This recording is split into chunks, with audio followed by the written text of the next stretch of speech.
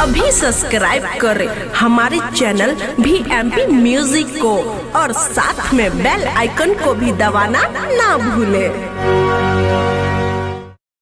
प्रेम से बोला छठी मैया की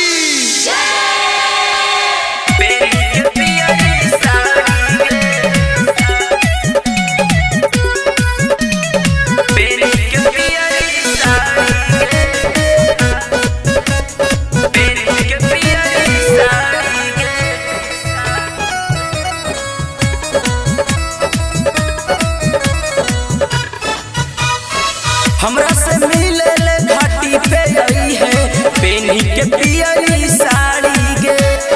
हमरा से मिले ले घाटी पे आई है बेनी के पियरी साड़ी गे। चन कर कुबेर न त हो जाई दे, चन कर कुबेर न त हो जाई दे, दुनु हाथवा जोड़े के। हमरा से मिले ले घाटी पे आई है बेनी के पियरी साड़ी गे। हमरा से मिले ले घाटी पे आई है बेनी के पियरी साड़ी गे, बेनी के पियरी साड़ी गे। DJ Sweet Sati Saraiya, Sweet Sati Saraiya। बेनी के पियरी साड़ी गे, बेनी के पियरी साड़ी गे।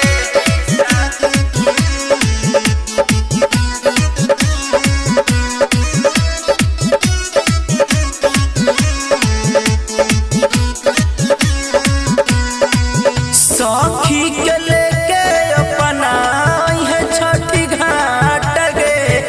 करी है ना हमसे तू कौनो मीठा मीठा बात गे, मीठा मीठा बात गे, मीठा मीठा बात गे। सखी के लेके अपना है छठी घाट गे। करी है ना हमसे छठी माई के घाटे पे लेके, छठी माई के घाटे पे लेके दौड़ा जाई छै जानू सगरी गे।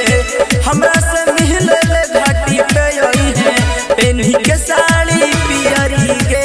हमरा से मिले ले घाटी पे आई है बेनी के साड़ी पियरी गे। हमरा से मिले ले घाटी पे आई है बेनी के पियरी साड़ी गे।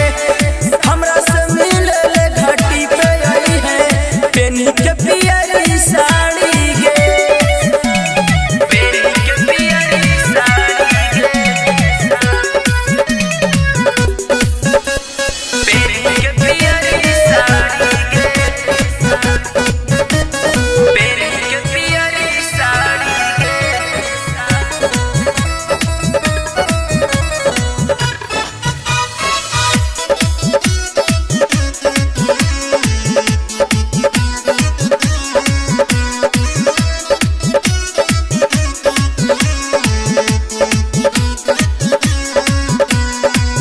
कसम खेले रहनी मिलबो छठी घाट पर, दौड़ा लेके भोला आई तू अपना माथ पर, अपना माथ पर।